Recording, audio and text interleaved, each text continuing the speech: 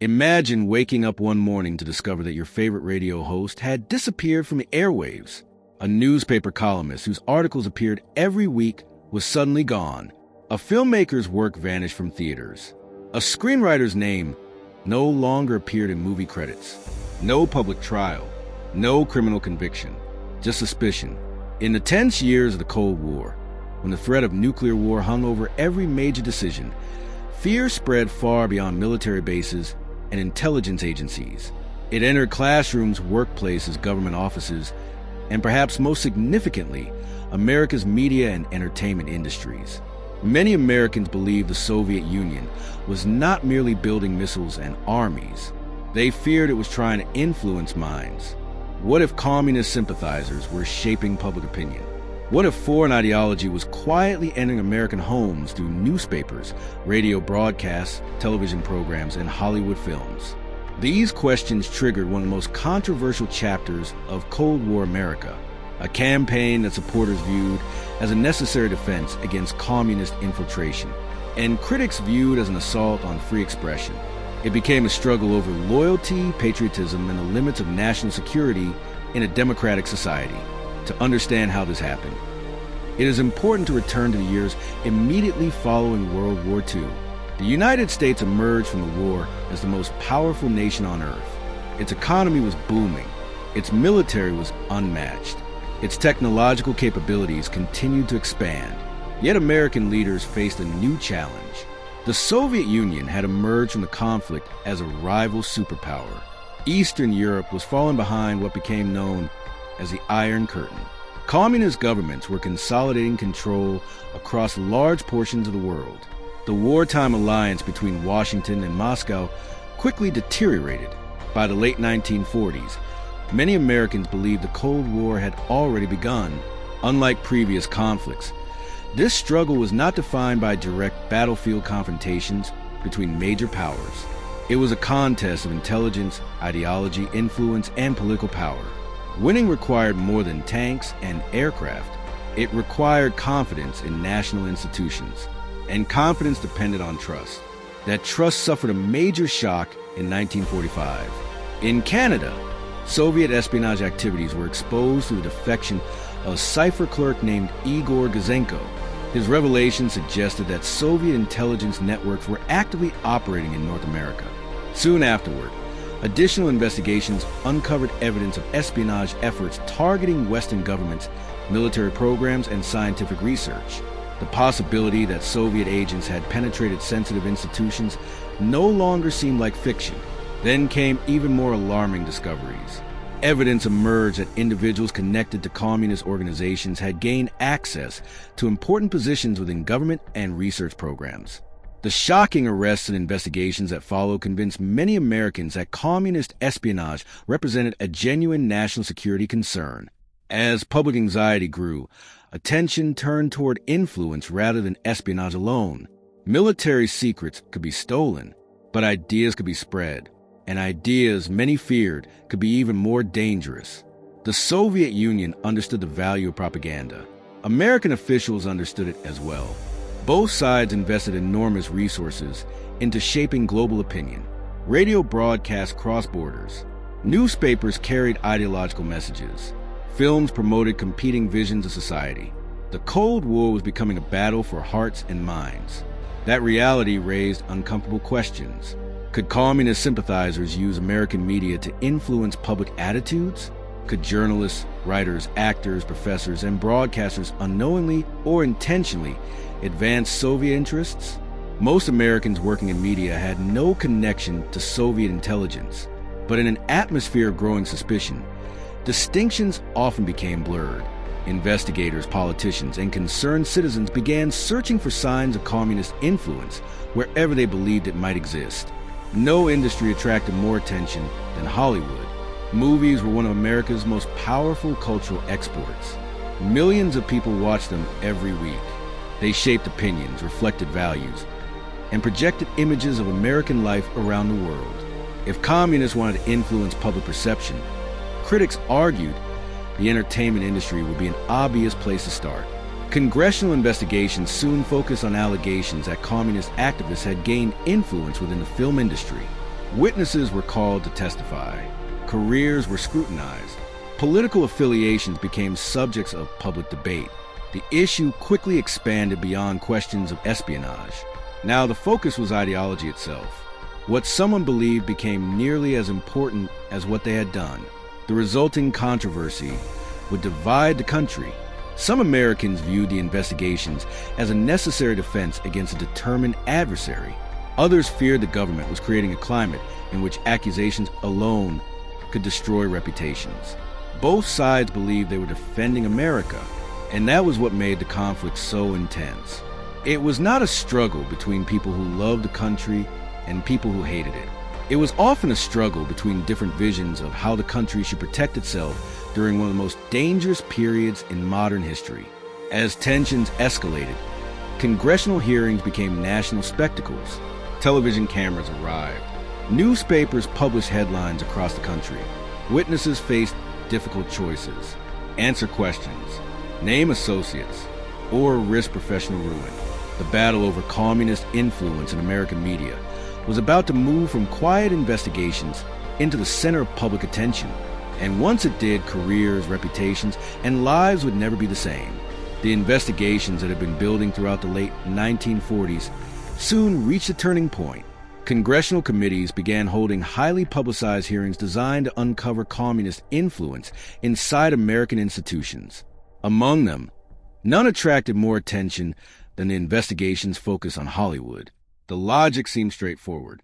Movies influenced millions of people.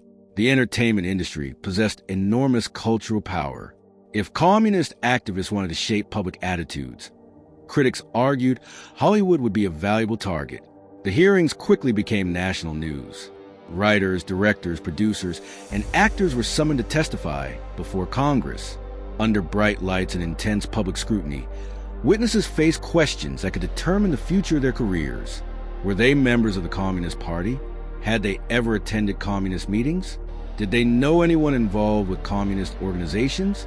For some witnesses, the answers appeared simple. For others, the questions raised concerns about civil liberties and constitutional rights. The situation became especially explosive when several individuals refused to answer certain questions. They argued that political beliefs should not determine employment or citizenship. Congressional investigators viewed such refusals differently. To many lawmakers, refusing to cooperate suggested there was something to hide. The confrontation escalated. A group of screenwriters and directors who became known as the Hollywood 10 refused to answer questions regarding their political affiliations. As a result, they were cited for contempt of Congress. Many were sentenced to prison terms. The event sent shockwaves through the entertainment industry. Suddenly, the risks became clear. This was no longer a theoretical debate. Real careers were being destroyed. Real people were facing legal consequences. Hollywood executives responded with a policy that became known as the blacklist. Individuals suspected of communist ties, or sometimes merely accused of them, found it increasingly difficult to secure employment. Studios feared public backlash. Advertisers worried about controversy. Production companies sought to avoid political attention. For many professionals, suspicion alone could be enough to end a career. Some writers continued working under false names. Others left the industry entirely. Actors who had once appeared in major productions struggled to find roles. The blacklist extended beyond those formerly accused. Friends, colleagues, and associates could also become targets of suspicion. The atmosphere of uncertainty spread rapidly. What made the situation especially complicated was that genuine concerns about communist influence existed alongside overreach and error. Historical evidence later confirmed that Soviet intelligence had successfully recruited some Americans during the Cold War. Espionage networks did exist. Certain communist organizations had maintained connections with Moscow. Those realities reinforced the belief among many Americans that vigilance was necessary. But distinguishing legitimate security concerns from exaggerated accusations proved far more difficult. As investigations expanded, accusations sometimes rested on limited evidence. Membership in political organizations years earlier could become grounds for suspicion. Attendance at meetings during the Great Depression could suddenly attract attention decades later. Associations that once seemed insignificant now carried serious consequences. Fear became a powerful force. Media organizations felt pressure to demonstrate patriotism. Broadcasters reviewed employee backgrounds. Publishers became cautious about controversial viewpoints. Universities and cultural institutions faced similar scrutiny. Throughout American society, people became increasingly aware that political beliefs could affect professional opportunities. At the center of this climate stood one man whose name became synonymous with the era, Senator Joseph McCarthy.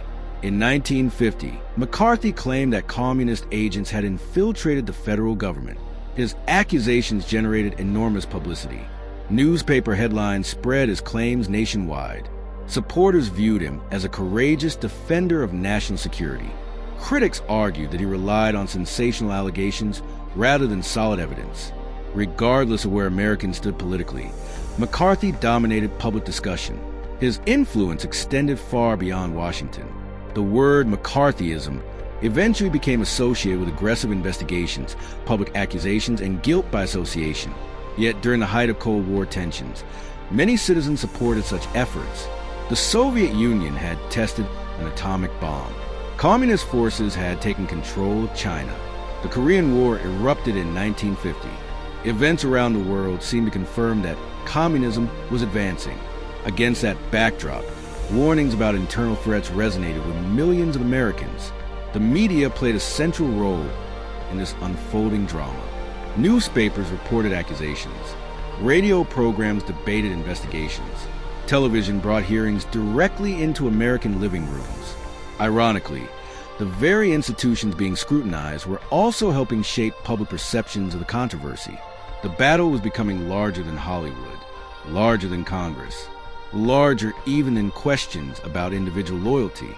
It was becoming a national debate over fear, freedom, security, and the responsibilities of a democratic society facing an ideological adversary unlike any it had encountered before. And as the Cold War intensified, the confrontation would reach its most dramatic and consequential stage. By the mid-1950s, the campaign against suspected communist influence had reached its peak. Careers had been ruined. Organizations had been investigated. Countless Americans had learned that even an allegation could carry lasting consequences. Yet a growing number of people began asking a difficult question. How much security was being gained? And how much freedom was being lost? The turning point came not from Hollywood, but from Washington itself. Senator Joseph McCarthy, whose investigations had made him one of the most powerful and controversial figures in America, expanded his accusations beyond government agencies and into the United States Army. This was a risky move. The Army was one of the nation's most respected institutions. Its officers had led America through World War II and were now helping defend the country during the Cold War. When McCarthy claimed communist influence existed within its ranks, the dispute escalated into a direct confrontation between the senator and the military establishment. For the first time, millions of Americans were able to watch the conflict unfold in real time. The Army McCarthy hearings were televised nationwide. Families gathered around television sets to witness hours of testimony. Unlike newspaper reports or radio summaries, viewers could now judge the proceedings for themselves. They could see the witnesses. They could hear the accusations. They could observe the tone and conduct of those involved. What many Americans saw began to change public opinion. As the hearings continued, McCarthy's aggressive style appeared increasingly confrontational. Some accusations seemed unsupported. Some witnesses appeared unfairly targeted. The atmosphere that had once generated fear and urgency now raised concerns about fairness and due process. One moment became especially significant. Army Counsel Joseph Welch challenged McCarthy during a dramatic exchange that was broadcast across the country. The confrontation captured growing public frustration with the endless cycle of accusations and suspicion. For many viewers, it marked the beginning of the end of McCarthy's influence. Public support gradually declined. Political allies became more cautious. Journalists who had once hesitated to challenge him became increasingly critical. The national mood was beginning to shift. Americans still recognized the reality of the Soviet threat. The Cold War remained dangerous. Nuclear weapons continued to threaten global destruction. Espionage remained a serious concern. But many citizens were becoming uncomfortable with methods that seemed to punish people without clear evidence of wrongdoing. By late 1954, the Senate formally censured McCarthy. The decision represented a remarkable fall for a man who had once dominated national headlines. Although anti-communist investigations did not disappear overnight, the political climate began to change. The period of maximum intensity was ending, yet the effects remained. Thousands of individuals had experienced investigations, loyalty reviews, or professional consequences. Hollywood's blacklists would continue for years. Some careers never recovered. Some reputations were permanently damaged. Others spent decades trying to rebuild their lives. At the same time, supporters of the investigations pointed to a reality that could not be ignored. The Soviet Union had indeed conducted extensive espionage operations against the United States and its allies. Intelligence agencies on both sides were engaged in a global struggle for secrets and influence. The threat itself had not been imaginary. The challenge had always been determining how to respond to that threat without undermining the very freedoms a nation sought to defend. That dilemma lay at the heart of the controversy. The Cold War demanded vigilance, but democracy demanded restraint. Balancing those two principles proved far more difficult than anyone had anticipated. As the decade progressed, America continued developing new tools to confront Soviet influence. The focus increasingly shifted toward intelligence gathering, technological innovation, military preparedness, and strategic competition around the globe. Rather than relying primarily on public accusations, policymakers sought more systematic ways to counter adversaries. The contest between the United States and the Soviet Union was entering a new phase, one defined less by domestic investigations and more by satellites, spies, nuclear deterrence, and the race for global influence. But the lessons of the media purge and anti-communist campaigns would remain deeply relevant, because the questions raised during those years had never truly disappeared. How should a free society respond to perceived internal threats? How much power should governments possess in times of fear? And how can a democracy protect itself without sacrificing the principles that make it worth protecting? Those questions will continue to echo long after the headlines faded. Looking back today, the Cold War media investigations remain one of the most debated chapters in modern American history. For some, they serve as a warning about what can happen when fear begins to outweigh evidence. For others, they illustrate the challenges faced by a nation confronting a determined ideological rival during a period of extraordinary danger. The reality is that both perspectives emerge from a world shaped by genuine uncertainty.